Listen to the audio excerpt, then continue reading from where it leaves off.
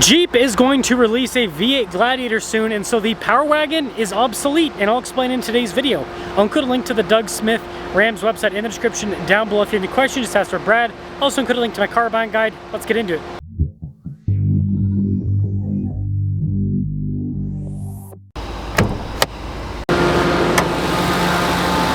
This is powered by a 6.4 liter Hemi V8 that goes through an 8-speed. It puts out 405 horsepower and then 429 pound-feet of torque. The V8 Gladiator is either going to have similar power to this or more power, so we got to have a diesel in the Power Wagon to differentiate this at this point. I'm trying to hit 500,000 subscribers before the end of the year. I'd really appreciate it if you'd help me out with that. Now, a lot of people will say you can't do the diesel because of the winch. My response to that is Ford has figured out how to do a diesel and a winch, so Ram, you can figure it out too. But diesels and winches aside, the front end with the venting and the Power Wagon grill and the cab lights, it looks good. Now this V8 Gladiator is likely to have 35s from the factory, and so the Power Wagon's still rocking these dinky little 32.6s. It's just not going to work. The Power Wagon needs to come stock with 35s with an upgrade package that gives you 37s. Get her done, Ram. But also, Ram, please keep the Power Wagon decals because, you know, they're cool. I like them. I mean, seriously, it gives the truck a little bit of a classic style. Now, one thing that the Gladiator definitely won't have is the Ram boxes because, well, it's a Jeep. So, yeah, that is a W for the Power Wagon. And I will say, since the Power Wagon's about outdoor adventures, the Ram boxes stealing bed space isn't as bad as a regular HD. But one problem with the bed, regardless of whether you have Ram boxes, is just the payload of the Power Wagon is so low. And that's why I think the Jeep Gladiator is going to be a lot more appealing to people because it has similar payload capacity. It's like, you got this big bed in the Power Wagon, but you're really not going to use that bed that much, right? Or all of the bed because you just can't haul that much weight. I mean, seriously, 1,140 pounds of payload capacity. Like, this is mid-size pickup truck levels of payload. We got a lot of muscle with this week's giveaway. The first car is a 1964 Corvette Resto Mod with a 500 horsepower small block V8, a 5-speed Tremec manual, and upgraded brakes to give you modern performance. The next is a new Z06 with all of the carbon fiber and the 5.5 liter flat plane crank V8 producing 670 horsepower. On top of that, you do get $60,000 in cash if you win this giveaway to help pay for the taxes. As always, use code BHC or click the link in the description down below or in the pinned comment. This will give you 4x bonus tickets on any donation, $25 or more. Now, something that's definitely not mid-size is the interior space. I mean, first off, look at the door panel trim. Very fancy with this version. This is like a loaded up Power Wagon. But yeah, you've got a crew cab, so you can fit a lot of passengers in the back very comfortably, a bit more comfortable than a Gladiator, and you have heated seats too. And then up front, you definitely have more space between the driver and the passenger and lots of console space. So yeah, this does have more interior space, but also you might max out that payload pretty quick if you fill up the interior. I mean, you put 5 beefy dudes in this truck and yeah, payload gone. But hey, at least it has stuff like blind spot monitoring. This also has power folding mirrors. The Jeeps don't have power folding mirrors at all. The Jeeps actually do have this feature that the Power Wagon also has, which is the double paned glass window, so it makes it more insulated. And then this is more modern than the Jeep. Jeep still has some analog features, which I actually prefer, but yeah, you've got lots of screens, literally 3 across the dash. And just like the Jeeps, this does have a part-time four-wheel drive system. Well, some Jeeps have a full-time, like a 392, and the Gladiator might as well. Anyways, you got a sway bar disconnect, diff locks front and rear, so it has all the same stuff as a Rubicon. But it has 2 phone charging pads. The Rubicon doesn't even have 1. And then you got USB ports, full outlet, and again, like I said, big center console. But this also comes with a big price tag. This loaded up Power Wagon is $84,060, which is probably gonna be similar to the Gladiator V8 when it comes to pricing. I mean, my guess is if the Gladiator V8 is a 5.7, it'll start at probably somewhere in the 70s and loaded up will be maybe 80. If it's the 6.4, yeah, it'll probably be 80 to 90 range. But I think people are willing to bump up a little bit to get the 6.4 V8. Let's drive this. Also, at over $80,000, this does not have a 360 camera. Oh, Ram. Sometimes, you know, Ram makes some, I love Ram. You guys know, I've owned, how many Rams? 3 Ram trucks, and I've owned 2 Jeeps. I love the brand. But man, do they make some packaging mishaps. And the Power Wagon, again, like 10 years ago, this was unique, right? There was nothing else like it. Now, we've got a lot of off-roaders, and you know, nobody else is, I mean, nobody else is making a, you know, triple locked sway bar disconnect heavy duty truck like Ram, but you know, there's stuff that's close enough, and most people aren't going to actually use all the lockers in the sway bar disconnect on the Power Wagon anyways. There's a small percentage that will.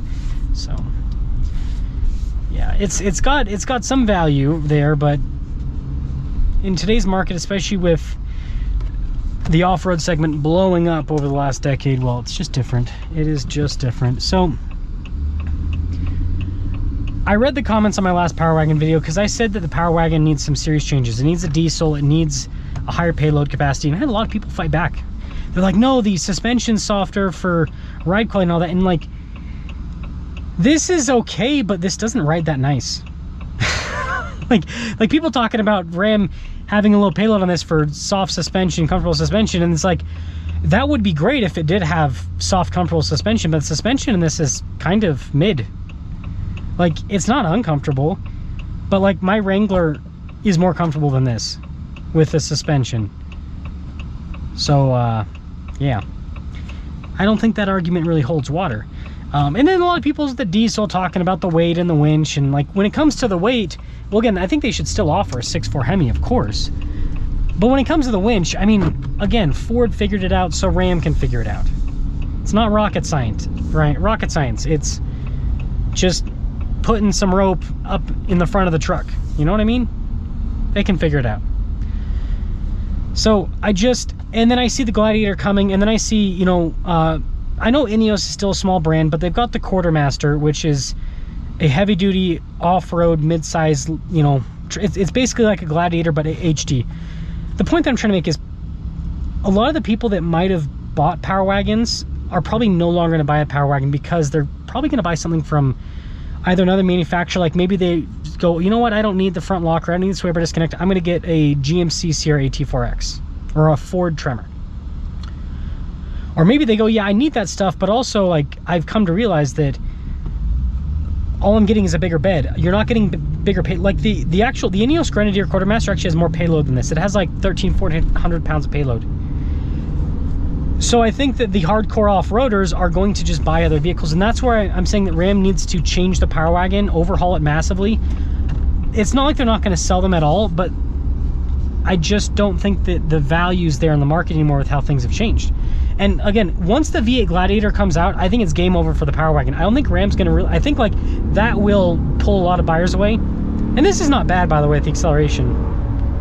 And you know, on the highway, like compared to a 3500 Ram, it's pretty good. But when you just compare it to like even a 2500 regular diesel, it barely rides any better. It's a little bit better, but it's not really that much better. You still get the back end kind of going. So in conclusion, or getting to our conclusion, I think the Power Wagon is a great concept, and it's held up really well over the years, but Ram has not improved the Power Wagon in probably about a decade. Like the biggest improvement that's happened to this is the 8-speed. Other than that, everything else is just fluff. The screen, you know, the exterior styling, all that stuff is just fluff. The truck itself is basically the same. So if Ram wants to continue to see the Power Wagon succeed, especially with the release of this V8 Gladiator, that's, again, I don't know when that's going to be here, but as soon as it hits the market, like seriously, if it has the same payload as this, but you have much better off-road angles, bigger tires, probably more exciting performance because it's a smaller, lighter vehicle, why would you ever buy a Power Wagon at that point? It just doesn't make sense. It's time to change it. It's time to do two versions, and people say the Rebel. The Rebel doesn't have a front locker, doesn't have a sway bar disconnect. There needs to be a diesel Power Wagon. And the diesel Power Wagon needs to have like 3,000 pounds of payload capacity. Again, give it all the juice. 3,000 pounds of payload capacity, diesel Power Wagon. And then the 6.4 Hemi Power Wagon should also have 3,000 pounds of payload capacity, but it'll be able to do that with a smaller gross vehicle weight rating because the 6.4 Hemi weighs less. So diesel Power Wagon, higher payload on both, and bigger tires. 35s need to be stock. 37s need to be an option that you can get. And you know, if people are worried about ride quality, I think Ram should just work with AEV on suspension, on shocks, right? They make stuff for the 2500s that makes the truck ride significantly better, so you could still have the smooth ride with the higher payload. Ram can make it work. They just need to do it. They just need to do it. So that's my 2 cents on the whole Power Wagon situation. Again, I still like the truck. I respectfully, I disagree with all of you that disagreed with me on the first video. I disagree back with you. I think that you have points, but I think that your points are invalid. Because, like, why have a bigger bed if you don't have any payload? Why have a bigger vehicle if you don't have any payload? Like, there is no, I mean, let me know what's the practical, like, benefit of a Power Wagon over a Gladiator with a V8? Please tell me. That's all.